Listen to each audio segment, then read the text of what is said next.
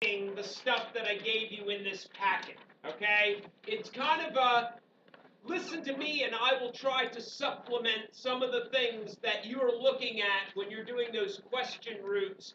Your test for Unit 8 will be next class. Whether I'm done today or not, whether it's a snow day or not, whatever, it's the next class, whenever that is, okay? So make sure those question routes are done.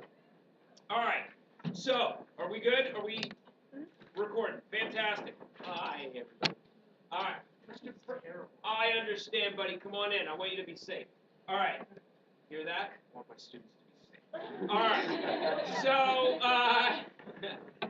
that's all, man. Just have the camera on. I mean, I'm like a totally different. Okay. So, we talked about homesteading, yes?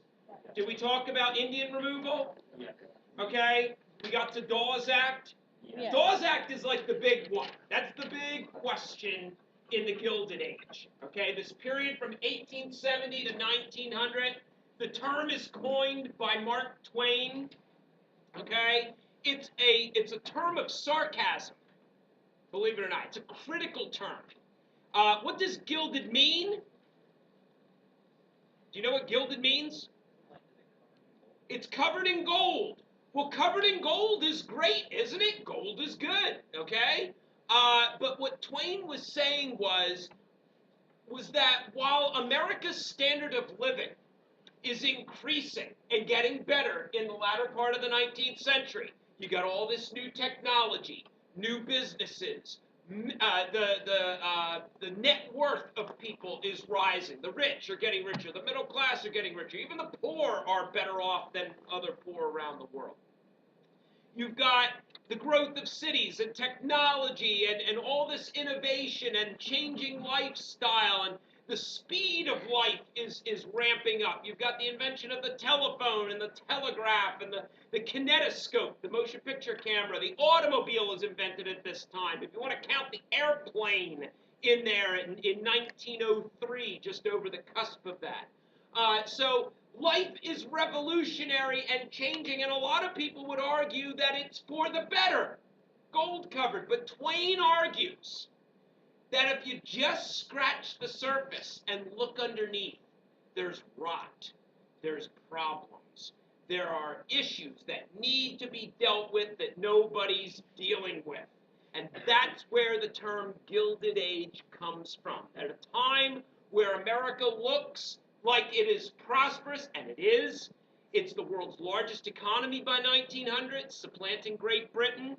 But there are a myriad of issues that, if they are not dealt with, are going to pose major economic and social problems in this country. Right?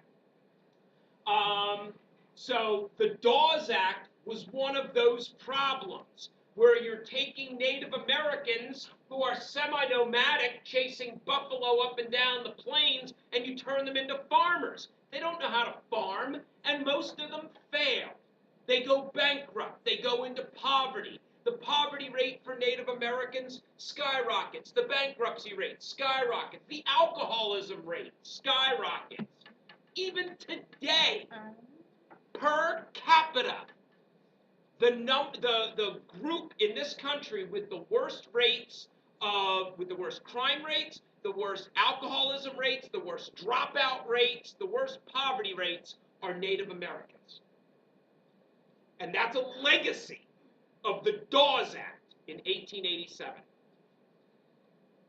The other thing that kills the Native American is the destruction of the buffalo. We talked about that, okay? That the buffalo represented their entire life. It was food, it was clothing, it was shelter, it was weapons.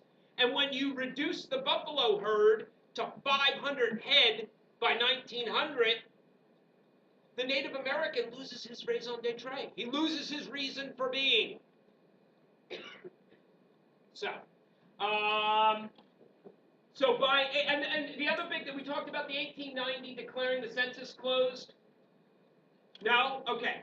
1890, the United States government declares that the frontier is no more. The frontier had always been that boundary between civilized and uncivilized. So, the guys getting off the boat in Jamestown, the frontier was the tree line. Okay? That was the frontier where the Native Americans were. That was uncivilized to them. The Census Department declares in 1890 that the frontier is no more. The United States has seen, by and large, and I drew the map up here, the United States has seen, by and large, civilization reach all corners of the lower 48 states. So that is a major declaration, because what does it mean? It means cowboys and Indians, done. The cowboy himself, no more.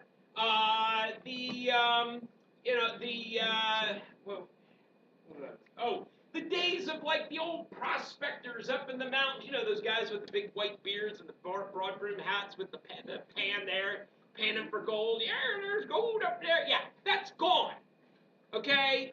The independent cowboy and the independent, prospector have been supplanted by the modern beef corporation and the modern mining concern. Okay? So civilization and big business have caught up to the West by 1890. So when we think about cowboys and Indians, when we think about, Geronimo riding along with and I know I'm really generalizing this, but when we think of Geronimo riding along on his horse with his bow and arrow and the feathers sticking out of his hat or out of his head, that's around for 25 years tops. Okay? It's a very brief period in American time. But it captures that spirit. I mean, there's a reason why there's so many Western movies made. Because that spirit of independence and being on your own and being in an area where it's uncivilized. I mean, that's kind of romantic. It tells great stories. The number of gunfights, where they're out in the street, where they, at high noon, were, 10 paces and turn. Yeah, that happened like less than 10 times. Period. But you'd think it happened in every instance. Did anybody? Oh God, this is going to be recorded. Has anybody seen the Red Band trailer for Million Ways to Die, Seth MacFarlane's new movie that's coming out May 30th, 2014? Go check that out. Oh, check out the Green Band trailer. The Red Band trailer has bad words and stuff, and I'm not recommending that you go look at that at all because it's got bad words. But anyway, people die at the fair. People die at the fair. Exactly. All right. So, if you moved out west, how could you make money? Homesteaders made money by being farmers, okay? So they would build their sod house. There's no wood out in Kansas. There's no wood in Nebraska. You've got to build the houses out of mud and grass. So sod houses, they're called sod farmers. They are scraping by. Yes, the government gave them 180 acres of free land to cultivate, okay? But one guy can't do that. I mean, you got to hire people.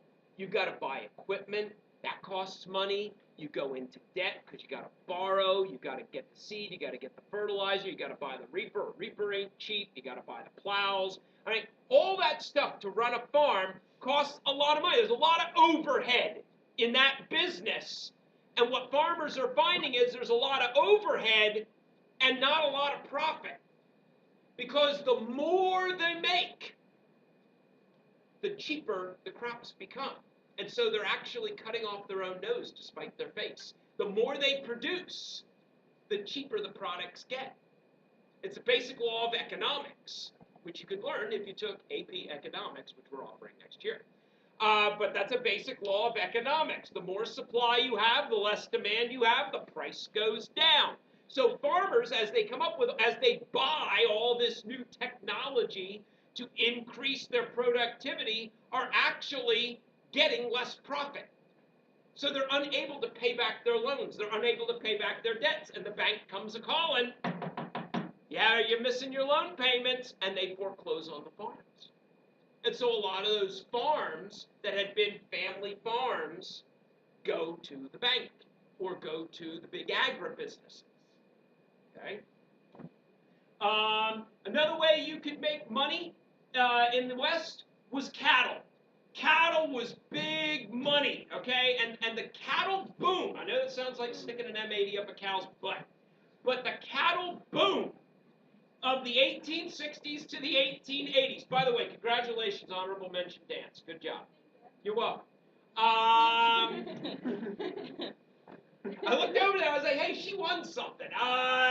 So cattle was big business back then. Why? Because there is a demand. I refer back to the map. Lots of people are moving to the East Coast. Why? Because there are steel mills and factories and heavy industry and job opportunities and skyscrapers being built and big suspension bridges being built, and cities are growing to handle the capacity of immigrants that are coming into the country to get the jobs that are available. America is a land of opportunity in the late 19th century. They need to eat something. And that something is going to be cattle that is grown down here in Texas. The Texas Longhorn becomes the staple of the beef industry. But in the 1860s, here's the problem. The cows are here, the railroad is there. So you've got to get the cows from Texas to Kansas, where the railhead cities, that's what's called a railhead city. So you got to get the cows to the railhead cities so that you could load them on trains, ship them into Chicago, where they are sliced and diced into your favorite meaty meal. Meat. It's tasty, tasty. So it's awesome. It is. It's awful. I didn't even think about it. You know, just don't think about it. So anyway. So who's going to do the job of getting these cows the 600 miles from South Texas to Kansas? The cowboys. That's why the cowboy comes about. He is an independent contractor, okay? He is his own man, okay? The ranch hires the cowboy to drive the cattle from Texas to Kansas to load them on the railhead, and load them at the railhead cities. And that's great, okay? But there are going to be a couple of things that are going to affect the beef industry.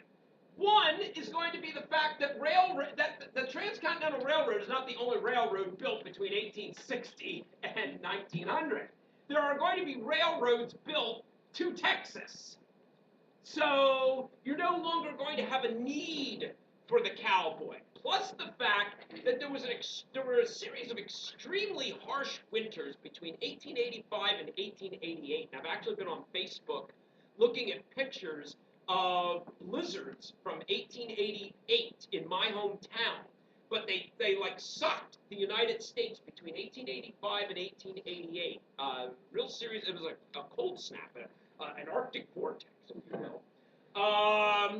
And that kind of decimated the cow industry, and not really the cow industry, because once those blizzards were over with, you know, people still wanted beef.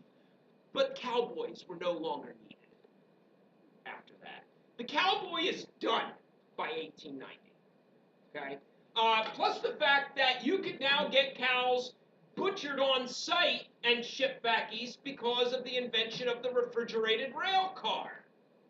If you refrigerate the meat, it's not going to go bad. Thank God Gustavus Swift invented the refrigerated rail car. You eat his sausage. You eat it up. Nobody? Swift Premium Brown and Serve? You've never had Swift Premium Brown and Serve sausage? It's in your grocer's case.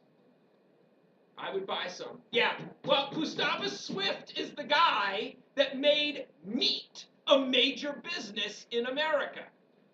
Swift, Hormel came out of Minnesota, and a number of other companies. But Swift and Hormel are the two big ones I can think of.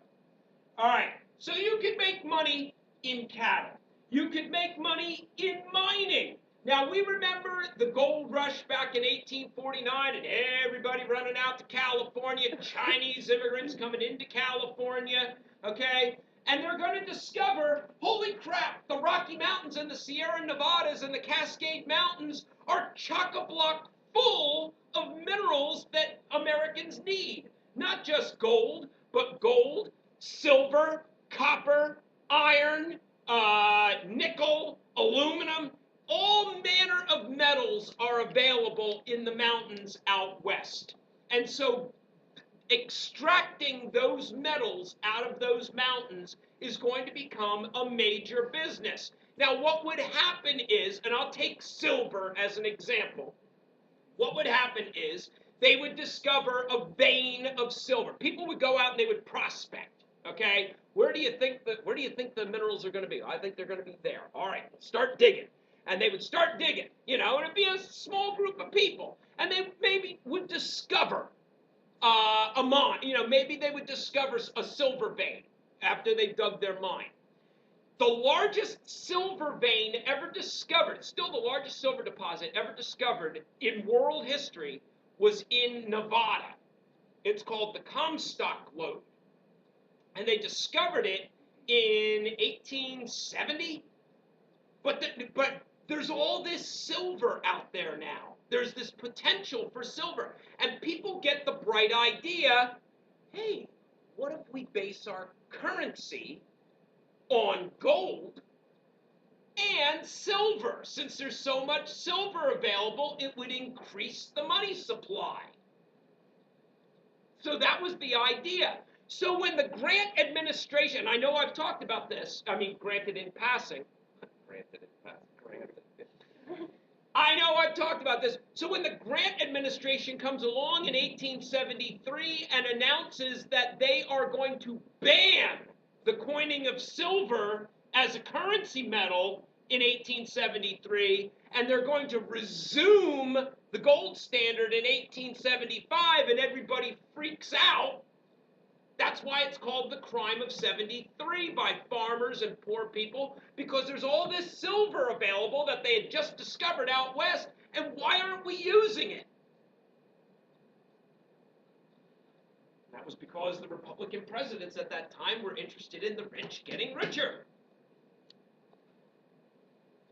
All right, so silver discovered, and look, by the 1890s, early 1900s, the individual miner and prospector is going to turn into the salaried mine employee, working an hourly wage, going down into the mine for the large business, which can bring its resources and money and materials and research and development to the extraction of minerals. What you're going to find is a lot of these mom and pop operations, these small-time operations, get subsumed by big business. That's what's going to happen by 1900. The mom and pop operation, the individual cowboy, the individual miner, cannot compete against big business. Out west, Chinese immigrants who had come here faced resistance. They are going to eventually be excluded from coming here. The Chinese Exclusion Act of 1882, that was the result of a California organization called the Workingmen's Party, Dennis Carney and the Workingmen's Party. They are able to lobby Congress to pass an act that bans, I tell you, an entire group of Native American, Chinese Americans from coming to the United States. So Chinese are excluded after 1882. And that is not rescinded until World War II. 1943, the Chinese Exclusion Act is repealed. Boom towns, ghost towns, rise in crime, lawlessness. Okay, so for instance, when they discovered silver in Nevada, you would have a boom town. Hey, they discovered silver. Well, let's get a bar in there. Let's get a bank in there. Let's get a hitching guy in there. Let's get a horseshoe guy in there. Let's get a brothel in there. That was popular. Let's get all those things in there to service those miners who are going to be coming here to get the minerals out of the ground. If the mine goes dry, I mean, if they extract all the minerals, that town no longer has a reason for being, and so it goes from being a boom town to a ghost town. And if all those people are moving into that area at once, civilization is slow to catch up. So you've got a lot of lawlessness, bank robbers, thieves in general, cattle rustlers, land rustlers, Billy the Kid, who else? Billy the Kid. Who's John the other Wesley guy? Hardin. Who? John Wesley Hardin. Who's that? Don't know. No, Okay, gotta move. Gotta move. Okay. Can't go obscure here. So those big name outlaws that you guys all know from American history, but because we're under a crunch, I can't think of. Jesse James. There you go. That's it. Thank you. All right. So Billy the Kid, Jesse James, those guys, they were popular out west. Not popular, although they were popular because some of them saw them as like Robin Hoods. But because civilization and local government and law enforcement and constitutions hadn't caught up to those places yet. But by 1900, they had. By 1900, I'm just thinking of a town in Colorado that was a boom town.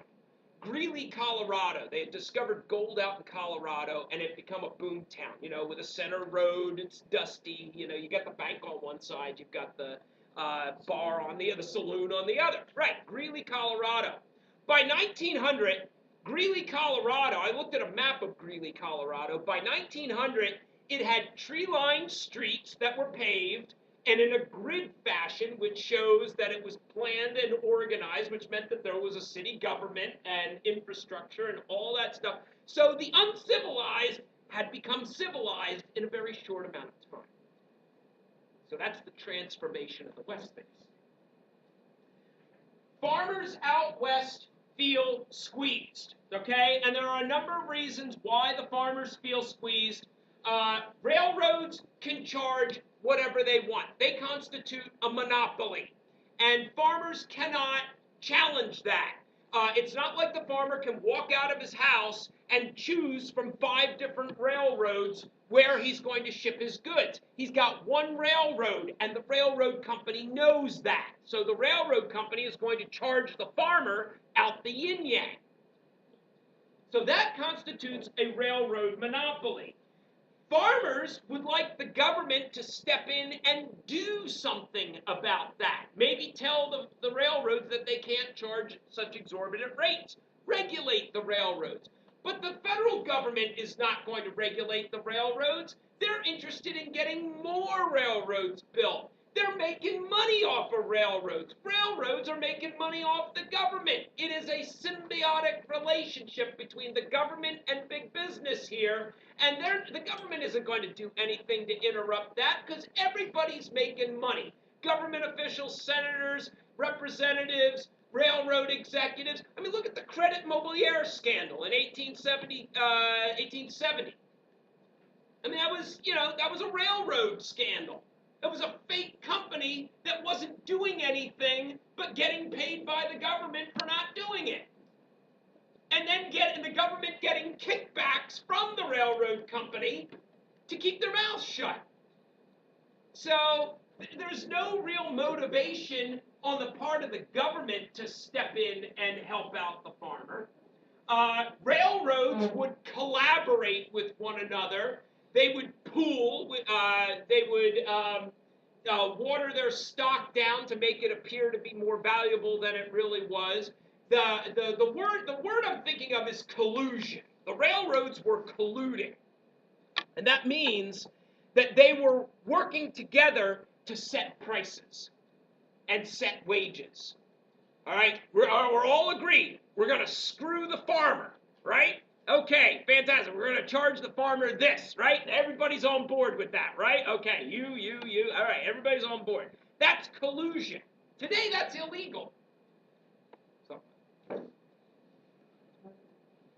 got to have a government that's willing to go out and look at that stuff. So, farmers are feeling squeezed by the railroad companies that are abusing them, a government that is unresponsive to their needs, the high cost of farming, the debt, the fact that they're not making a lot of money, the fact that the high tariff rates that the Republican governments support cuts off foreign markets, because when we raise our tariffs on foreign imports, they're not going to buy our stuff. And so markets that farmers could ordinarily sell their goods to overseas are now shut off, so they're not making money that way. And then the Republican adherence to this is almost like a religion, the gold standard, that the currency has to be based on gold. That hurts the farmers, because gold and banking and the wealth, where is all the wealth in this country concentrated? On the East Coast. The farmer doesn't have a bank to go to. The farmer doesn't have gold reserves in his shed. So making the money based on gold, emphasizing the gold standard, is going to significantly hurt the farmer. And that's why the farmer is arguing throughout the late 19th century for the coinage of silver, for the restoration of greenbacks and paper money, literally to make more money available. I don't have a coin. How do you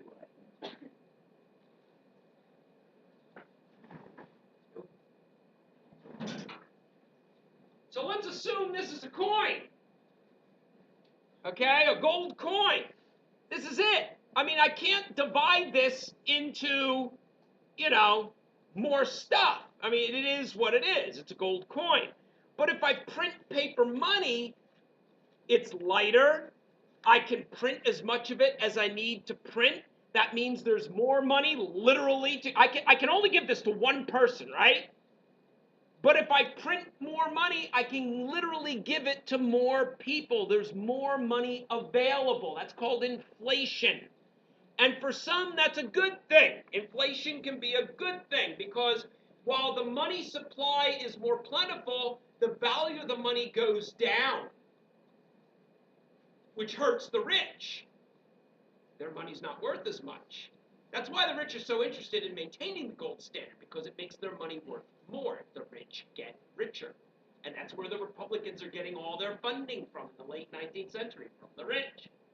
The Carnegies, the Rockefellers, the Morgans, they're all financing Republican candidates to keep the deck stacked. So farmers are interested in paper money, silver. They think that's a winner. Now, what the farmers start to do, any of you guys in rural areas go to like pig pickens or anything? Any of you guys ever been to a pig picking? Is that really just a North Carolina thing? We would go to pig pickings. Like a bull roast sort of thing? Like a bull roast, yeah. All right, you go to a bull roast, yeah. And you got local farmers from all around there, right? And what do you do when you sit there at these bull roasts and pig pickings and whatnot? You eat and you drink and you talk. You talk. And what do you talk about? What do adults talk about? Their problems. They love to talk about their problems. As you get older, it's less financial, it's more physical. Oh, yeah, that hernia is really bothering me. Yeah, my knee acts up when the weather turns, You hear them out there. I'm starting to do that. I'll tell you what, as soon as I know it's going to rain, man, because my knee acts up. Actually, it's my back that acts up, but whatever. Because I have back surgery. Anyway, but they talk about their problems. And a lot of these farmers, as they're sitting there, picnicking, partying, going to the box social, which literally is you take a big wooden box and you put it down, and that's the dance floor, and you dance there. That's the box social. As they're at these little get-togethers, they begin to realize, hey, we've got the same issues. We've got the same problems. What if we worked together? So what was originally a social function, they were called the patrons of husbandry. It was a social group.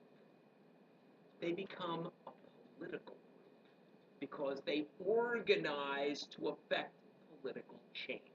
And these farmers, like Oliver Hudson Kelley, who founded the Grangers, are going to start to appeal not to the feds, but to the state legislatures, because the state legislatures are more answerable to the people in their state. And so over the 1860s and 70s, a lot of states in the Midwest are going to start to pass what are known as Granger laws. The patrons of husbandry are going to morph into a group called the Grangers.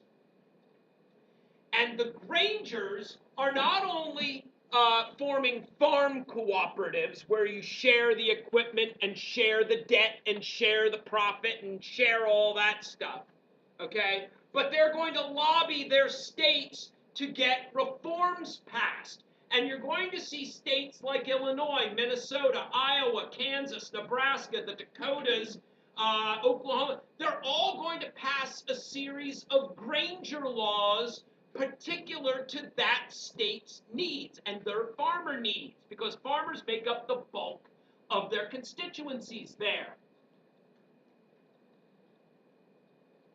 Now, here's the problem. Granger laws don't mesh from state to state. So I'll give you an example.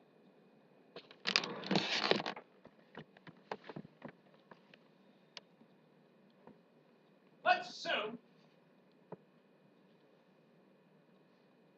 here's Illinois, here's Indiana, here's Ohio, there's Pennsylvania, there's Maryland, there's New Jersey, there's Maine, there's where I vacation. All right, so anyway, so let's assume you've got a railroad heading back to New York, okay? Illinois, Indiana, Ohio would all have a different set of Granger laws, basically regulating what railroads could charge in their state. Illinois would tell a railroad, you can charge this much per bushel. Indiana would say, you can charge this much per bushel. Ohio would say, you can charge that much per bushel. What is the problem? You could go to a different state to get a lower fare. Yes, you could. But if you're a farmer out in Kansas, your crop's got to get through here, here, and here. So what's the problem? It changes as you cross state. Listen, as you cross state boundaries, you're having to adhere to a different set of regulations for commerce. So, is this constitutional?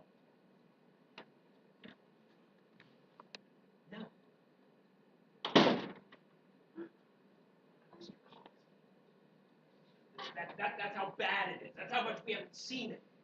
Anyway, so this is unworkable. And while Granger laws in spirit might be good because they help out farmers, in actuality, it's untenable for businesses to operate under this kind of regime. So when this is challenged in the Supreme Court rules in the Wabash versus Illinois case that if the freight crosses state lines, the state cannot regulate interstate commerce. Who can regulate interstate commerce? The feds, only the feds. It's the Commerce Clause in the Constitution. That's why the creation of the ICC in 1887 is so important, because it creates a government agency. The Interstate Commerce Commission is created out of the Interstate Commerce Act in 1887. This is the feds regulating railroad rates. And today, the ICC is used to regulate anything that crosses state lines. Trucking, energy, airplanes, mail. It's all regulated by the federal government through the ICC. But it's a response to the concerns of people in the 1880s that railroads were charging too much. I'll ask this. What if the railroad goes from Chicago to Springfield? Can the state of Illinois regulate it then? Absolutely.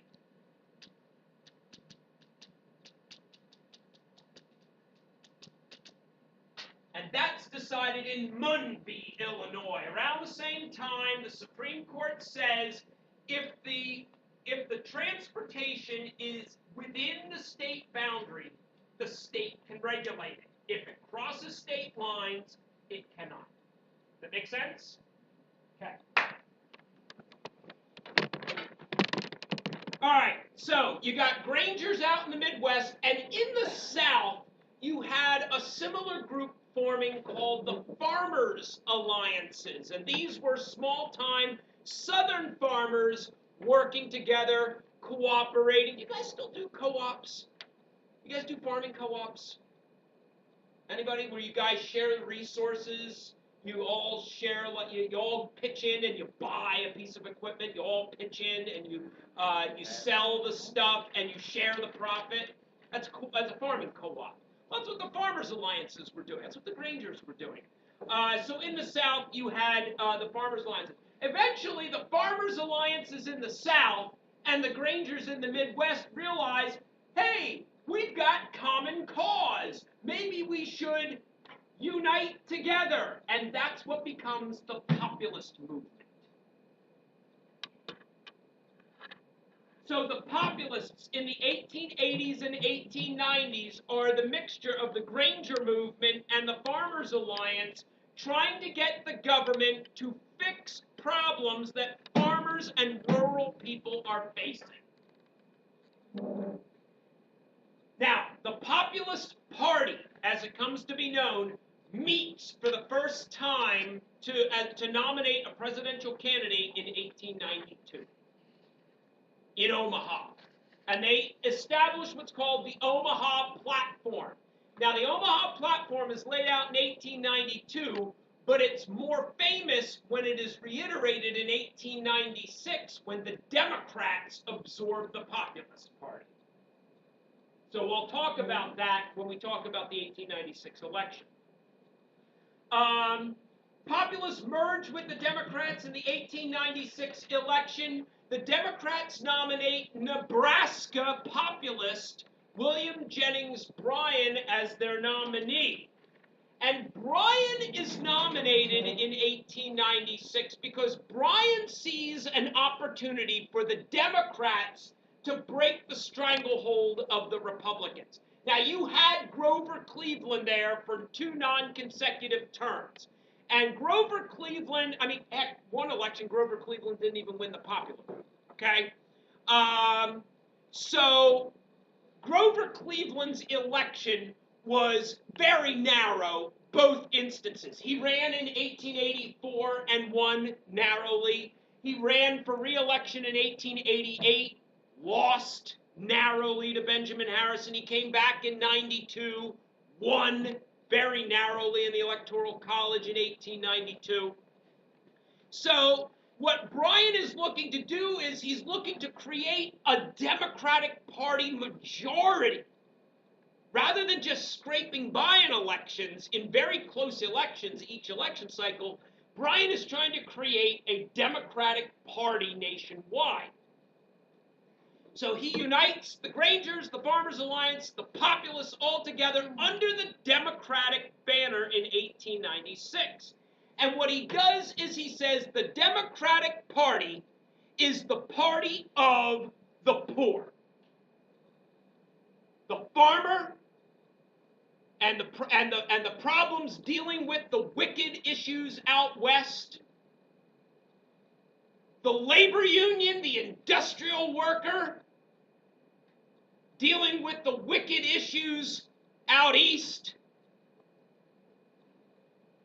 He's this big, he's 36 years old, running for president in 1896. He's a blowhard of a man, delivers a really great speech. Doesn't really get much done, but delivers a really great speech. He's got a really big roar of a speaker. He's a big roar of a speaker.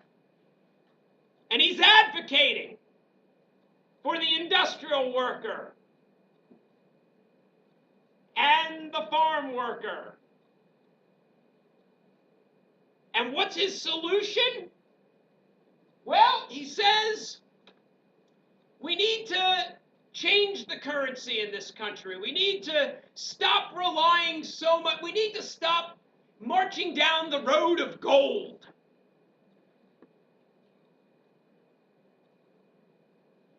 And we need to, maybe go to the city of green and get them to make more greenbacks and maybe coin silver. If we could just get everybody to come along with us on this journey.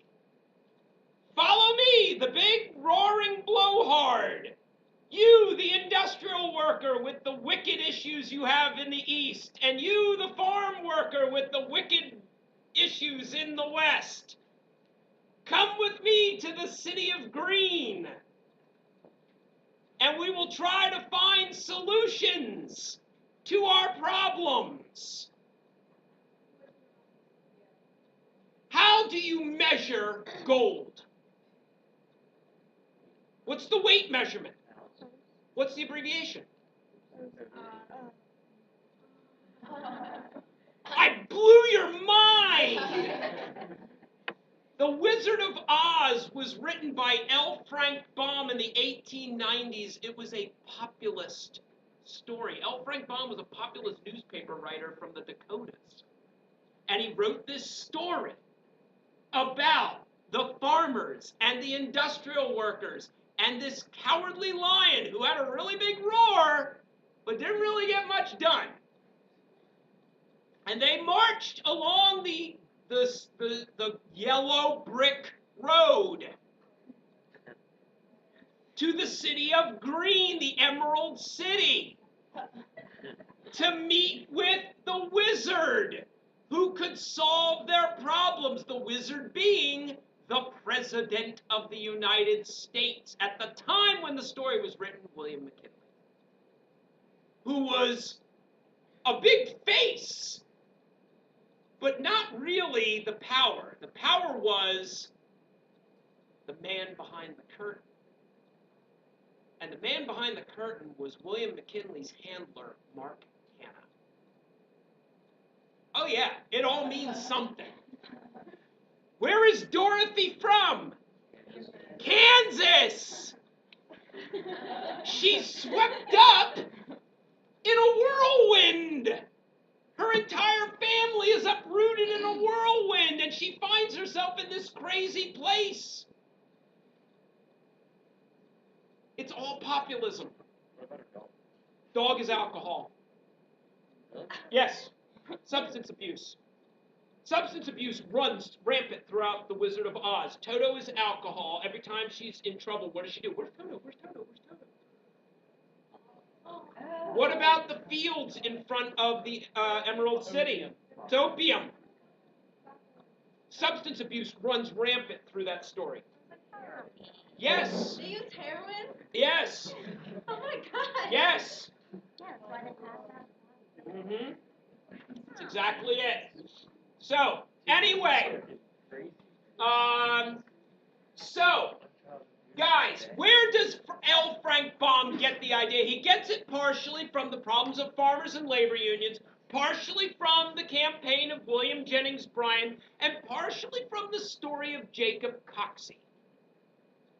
Jacob Coxey was an Ohio farmer who organized farmers and industrial workers to march to Washington. There was a march on Washington in 1894, and Coxey's army went to Washington in 1894 to demand of President Grover Cleveland a solution to their problems in the midst of the Depression of 1893. There was a huge depression that started in 1893. It lasted for 4 years, all 4 years of Grover Cleveland's second non-consecutive term, which goes to show that even if it's non-consecutive, second terms suck. So Grover Cleveland's term is subsumed by this depression. There are strikes, the Homestead Steel Strike, The Pullman workers, the railroad workers strike in 1894. There's a great deal of violence. People are upset. They're losing their jobs. Their pay is going down. I mean, people are upset. And Coxey brings this group of Scarecrow and Tin Men to Washington, D.C. to demand action. So that's where all of this ideology comes from. Now, the government is going to respond to some of these issues. For instance, the Interstate Commerce Act in 1887 we talked about. The Sherman Antitrust Act in 1890. That was designed to go after monopolies and break them up because they were unfair. They hurt the common man. There was no competition. They could charge whatever they wanted. But the wording of the Sherman Antitrust Act stated that the government shall regulate any illegal combination that impedes trade. That's the wording. That the government shall regulate any illegal combination that impedes trade. So rather than going after monopolies, the government decided to go after labor unions. They're a combination. They were seen as illegal, and when they went on strike, they impeded trade. So the Sherman Antitrust Act, for about 12 years, is actually used not to break up monopolies, but to break up labor unions. The first president to actually use the Sherman Antitrust Act for what it was intended for was Teddy Roosevelt, when he went after the Northern Securities Railroad Company in 1902. It was a railroad company owned by J.P. Morgan. The other law here, the 1890 Sherman Silver Purchase Act, enough pressure had been placed on the government to coin silver that in 1890 there was a law passed requiring the government to coin silver and mix it in with the gold supply. But when the Depression of 1893 happened, Grover Cleveland's first inclination was to stabilize the economy, and he saw stabilizing the economy as pulling silver out of circulation. So again, in 1893, you see silver pulled out of circulation again, and a lot of people blame Grover Cleveland for their problems. So by 1896, there is a demand for currency reform. We need to make the currency sound but flexible. There needs to be more than just gold-based currency. And the populists demand silver and gold be coined at a ratio of 16 to 1. 16 ounces of silver for every 1 ounce of gold. That would be the going rate. Rockefeller and Carnegie support McKinley in 1896. McKinley and the Republicans are in favor of high tariffs. They protect American businesses. They're in favor of the gold standard, the Republicans, because it keeps the rich rich. And they are in favor of no regulations. They don't want business being regulated because that impedes on their richness. All right. Flip the page.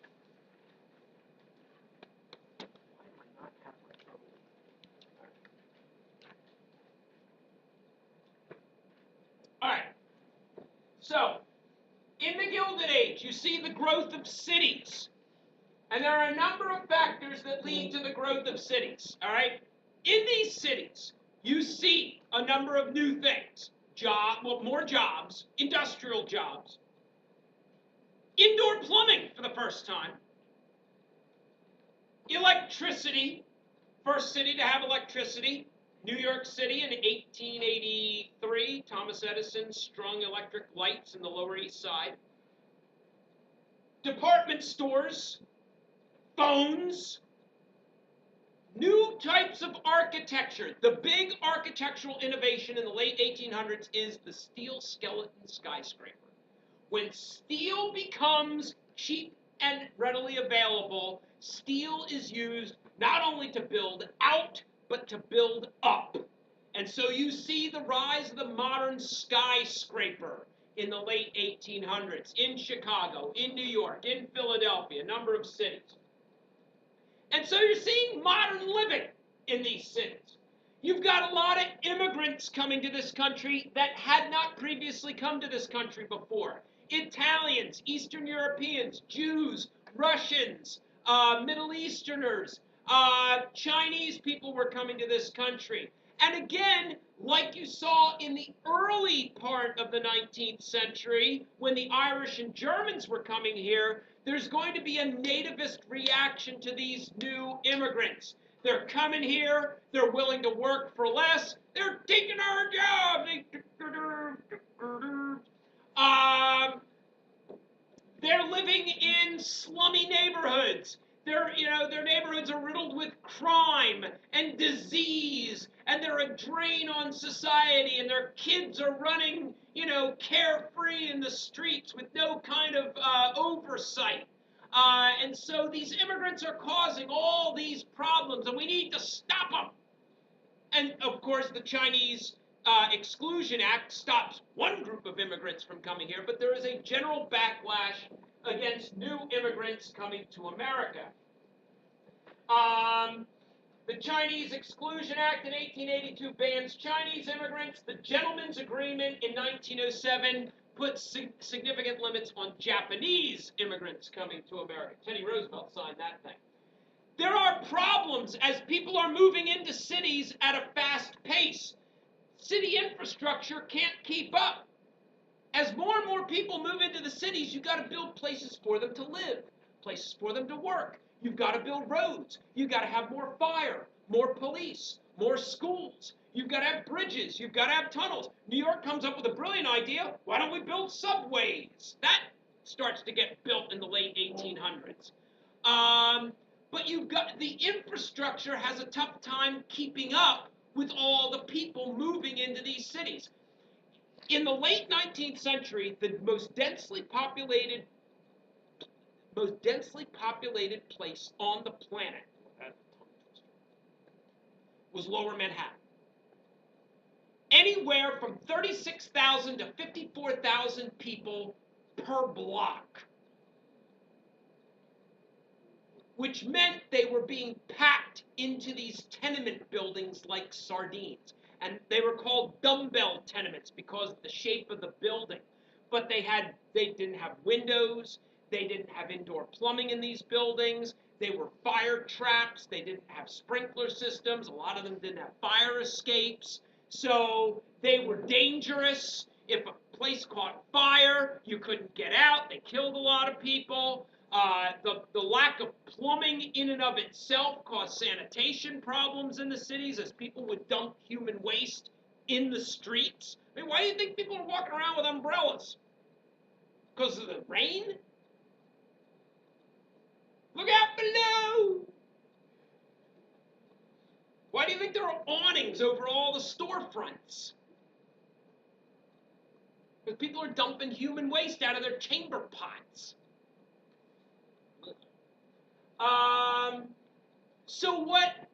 So what cities begin to realize is that maybe there's a need for zoning laws, maximum occupancy laws. Buildings should be built to a particular standard. Maybe they should have a certain number of fire escapes. Maybe they should have sprinkler systems, Maybe they should be built a certain distance away from one another, okay? So zoning laws become popular in the late 19th century. The Triangle Shirtwaist Fire in 1911, I know that's outside the time frame, but it's emblematic of the larger problems of the cities. That people are working in very bad conditions in these cities. The lady garment workers who worked at the Triangle Shirtwaist Company, 148 of them were killed when their factory caught fire and they had no fire escape to get out. Most of them jumped out the window from the 9th floor and died. So when newspapers took pictures of these dead, charred women laid out on the street like, cords of wood, people said we should do something about that. We should do something about zoning. We should do something about fire escapes. We should do something about workplace safety. We should do something about building construction. We should do something about labor in this country. Maybe labor shouldn't be treated like slave labor. Maybe they should get a decent wage.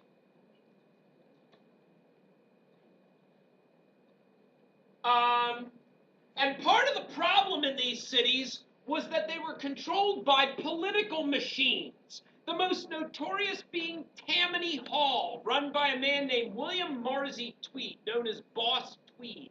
He was the guy that controlled the politics in New York City.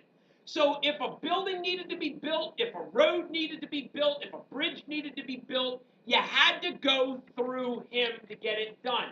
And all of those things are built on contracts, right? So you hire a company to build a road, build a bridge, build a courthouse, whatever. So what the political machines would do is they would control the bidding process. And they would say, all right, fine, you want to build that courthouse? Great, it's going to cost you this much money to build the courthouse. And they would overcharge. And they would take some of the money and line their pockets with it. It was called graft or corruption. And that's how the political machines made money. What did they do with that money? They would meet the immigrants as they were getting off the boat, all the new immigrants. And they would say, here you go. Here's some money to help get you started, help you find a place to live, help you get some clothes, help you get some shoes, help you get some food. Remember who gave you the money when you got off the boat when it comes time to vote. Vote early, vote often.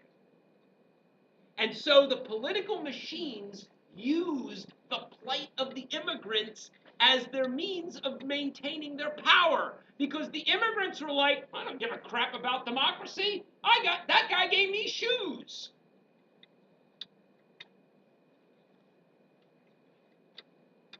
So a lot of reformers believe that if you got rid of immigrants, you'd also get rid of political machines as well, and you would have a more clean, responsive government rather than corrupt political machines.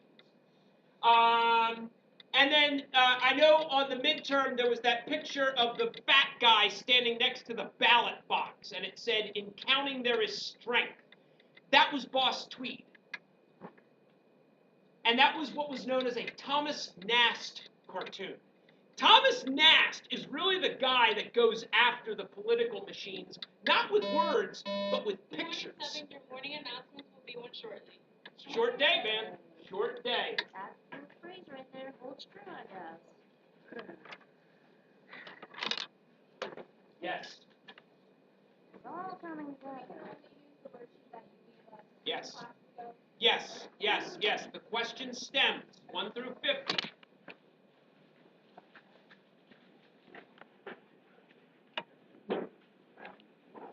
I'm not going to take the answer. Guys, Can I get make the sure, guys. question from Good morning. Today is Wednesday, Insane. February 5th, 2014, MB Day.